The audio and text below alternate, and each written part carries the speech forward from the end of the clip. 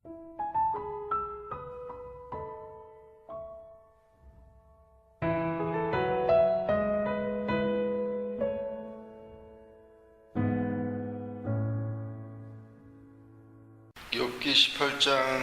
18장에서는 욥의 친구 빌닷이 두 번째 욥에 대한 권면을 하고 있습니다.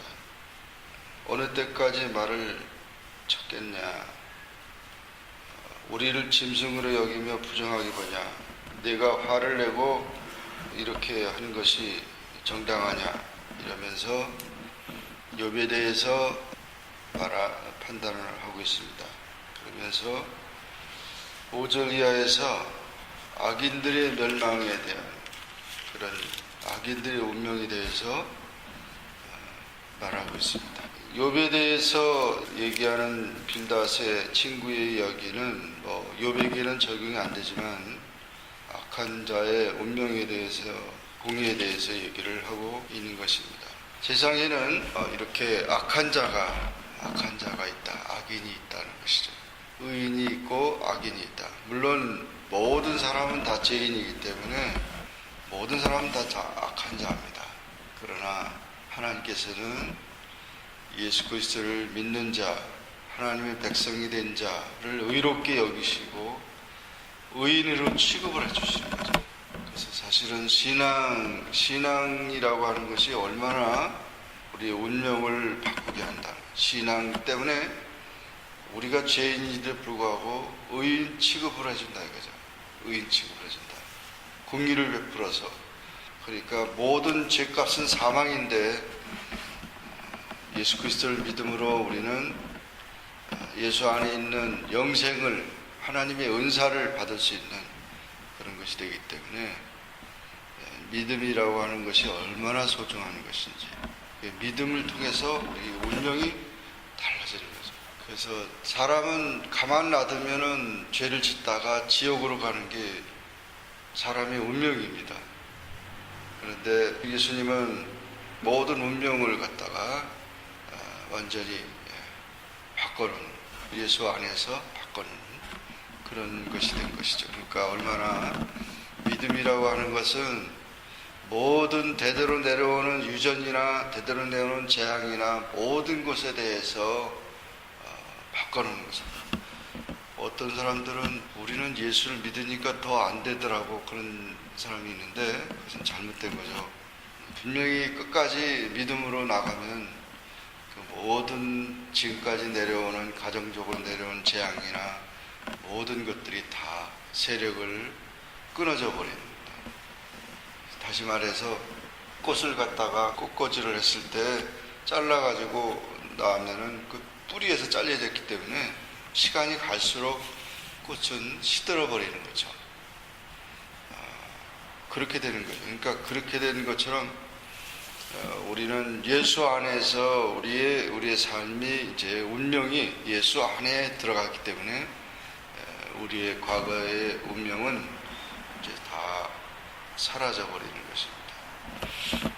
어떤 가정의 이야기를 들어보니까 1년 안에도 재앙이 얼마나 많이 오는지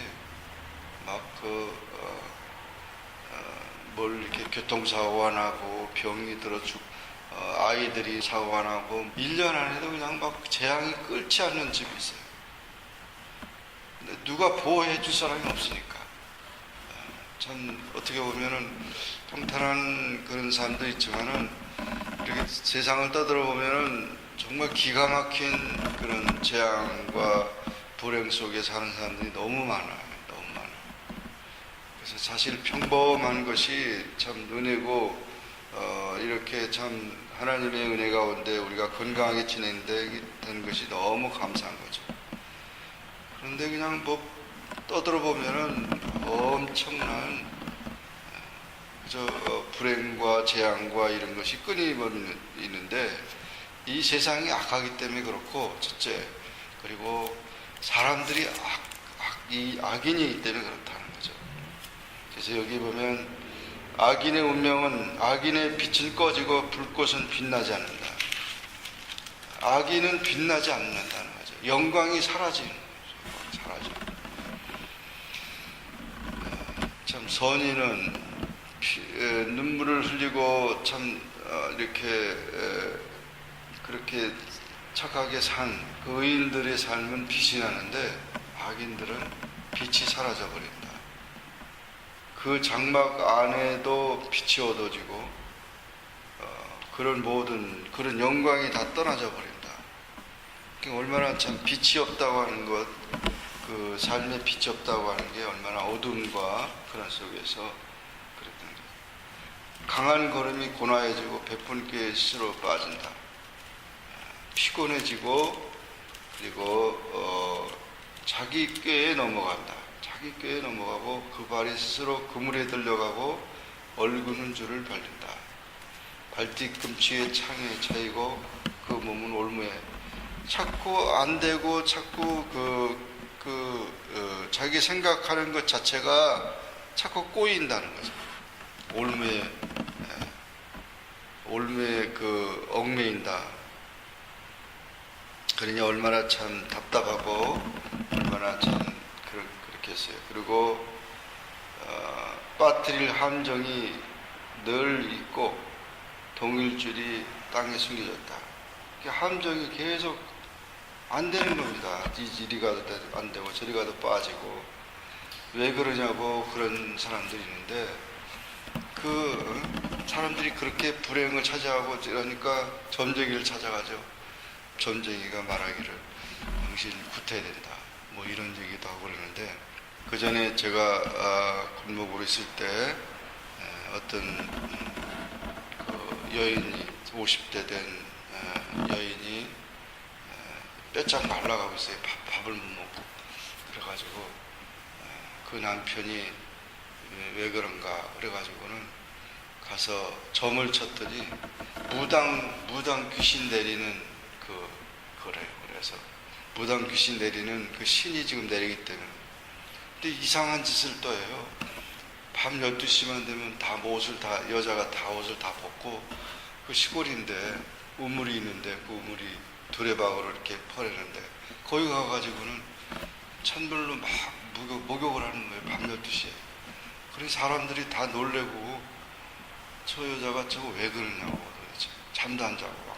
그러니까 잠도 안 자죠. 또 뭐 그렇게 자꾸 이상한 거 보니까 빼짝 말라가지고는 밥도 안 먹죠. 죽게 된 거예요. 그래 낮에는 조금 말짱한데 밤에만 되면 이게 또 역사를 하는 거예요. 그래가지고는 점을 쳤더니 그 500만 원 들여서 그때도 큰 돈이죠. 30년 전이니까 500만 원 들여가지고 무당 내림 구술을 해야 된다. 그래가지고 무당이 돼야 된다는. 그러니까 그 남편이 그 전에 교회를 한번 나왔었는데 안 나왔는 사람인데 아니 그 무당하고 살 수가 없다 이거예요. 그래서 제발 내가 500만 원 줄 테니까 그냥 나하고 이혼을 하자고 그냥 가라고. 그랬더니 그 여인이 그렇게는 못하겠다고 정신 있을 때는 또 그러니까 결국은 뭐 얘기다 보니까 교회가 분인교회밖에 없거든요. 그래서 이제 친구들 통해서 집사님들 통해서 이제 연락이 온 거예요. 그래서 목사님 그러면은 우리가 교회를 나가면은 이 문제가 해결되겠습니까? 그렇게 이제 질문을 해요. 그래서 집사님들 다 모시고 가가지고 그 집에 가서 그런 얘기를 다 듣고 그럼 우리 예배를 드리고 내가 하라는 대로 하라고 그렇게 얘기를 한 거예요. 이 집이 살고 싶으면 내일 아침부터 새벽 기도에 두뇌가 딱 나와서 기도를 하고 안수 기도를 하더라. 그러면은 그런 재앙이 다 떠나갈 것이라. 귀신 역사가 떠날 것이라.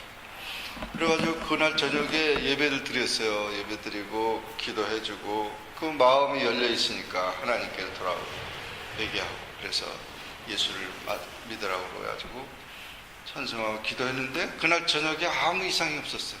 잠을 잘 잤어요. 이제 밥도 먹기 시작했어요.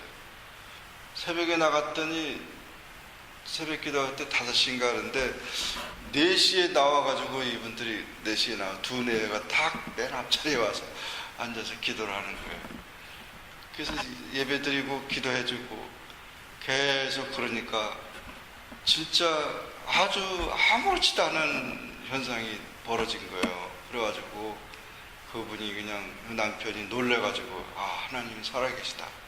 자기가 어렸을 때 교회를 나갔지만 이제는 신앙을 갖기로 했고 그래가지고는 그냥 열심히 그냥 그 기도를 하는 거예요. 그래가지고 거의 한 일주일 정도 기도했는데 밤에 낮에 이렇게 잠을 자는데 벽에서 하얀 할아버지가 이렇게 오라고 막 이러더래요. 그래서 눈을 번쩍 떠보니까 벽에 뭐가 있었냐면은 염주, 그 전에 불교에도 갔다 와가지고 염주 뭐 이런 거, 부적 이런 게 있는 거예요. 그래가지고 전화가 왔어요. 그래서 목사님 우리 집에 와서 예배 드리고 이게 다 집 안에 있는 이 부적이니 염주니 이런 것들이 다 이걸 좀 제거해 달라고. 그래서 가가지고 그거 다 띄워놓고 앞마당에 다 불태워버리고 그리고 예배를 드리니까 깨끗한 거예요. 아주 놀랍게 깨끗해요. 그래서 얼마나 참 그 가정이 정말 죽으면서 그 귀신의 역사 속에서 나오게 됐는데 제가 제대하고 그 후에 이제 그 교회를 방문했었어요. 그랬더니 그 교회 집사님이 됐어요. 집사님이 되고 아주 충성스러운 집사님이 되고 그러면서 저를 붙잡고 막 목사님이 살려줬다 그래서 제가 살려준 게 아니라 집사님이 믿음으로 기도하고 하나님을 찾으니까 하나님께서 은혜를 그때 주신 거라고. 그래서 정말 너무 감사합니다. 그래서 이 운명이라고 하는 거는 자기가 컨트롤할 수가 없는 거예요. 하나님이 우리를 붙들어주지 않으면 마귀가 역사하는 거고 악한 것으로 끌려가는 거예요. 그렇기 때문에 결국 정말 우리가 하나님을 의지하고 믿음으로 산다는 게 얼마나 귀중한지 너무 감사한 거죠. 그리고 또 한국에 어떤 분이 있었는데 이분은 13층인가 높은 거기 아파트에 사는데 갑자기 무슨 이상한 꿈을 꾸고 그 창가로 나오라고 창가로 바란다 창가 그 바란다 창가인데 그 창가로 나오라고 막 소리 지르더래요. 그래서 그냥 끌려갔대요. 안 나가고 싶은데도 그냥 끌려간 거예요. 그리고 이 창문을 열고 뛰어내리라고. 뛰어내렸어요. 목이 부러졌어요. 죽진 않았어요. 여자분이. 그래가지고는 너무 놀래가지고 우리도 갔는데 그 높은 데 떨어졌는데 죽진 않고 목만 부러졌는데 목을 기부스러워가지고 그 얘기를 하는 거예요. 누가 갑자기 나를 나오라고 그래가지고 이렇게 끌고 가요. 근데 내가 저항할 수가 없더라는 거예요. 그러니까 얼마나 우리의 운명이라고 하는 것이 우리 마음대로 되지 않는다는 거예요. 사람 마음대로 되면은 다 하고 싶은 대로 다 하겠죠. 그렇지 않다. 영적인 세계가 있고 하나님의 보호 속에 있지 않으면은 얼마나 이 악한 자들과 악한 그 세력들이 괴롭힌다고 하는 것입니다. 우리 가정을 지키기 위해서 우리가 온갖 그런 재앙에서 우리가 구원받기 위해서 우리는 절대 이 악한 자들의 그 운명에 끌려가지 말아야 되고 그 편에 서서는 안 됩니다. 악인의 운명은 이렇게 비참하고 여기 얘기했던 것처럼 다 장막이 뽑혀지고 유황이 뿌려지고 또 그 이름이 땅에서 없어지고 흑암으로 물려가고 아들도 없고 손자도 없을 것이고 그리고 불의한 자의 집이 이러하고 하나님을 알지 못하는 자의 처소도 일하다. 하나님을 알지 못하는 그런 이제 영혼들이 이렇게 참 비참하게 된다는 것을 보여주고 있습니다.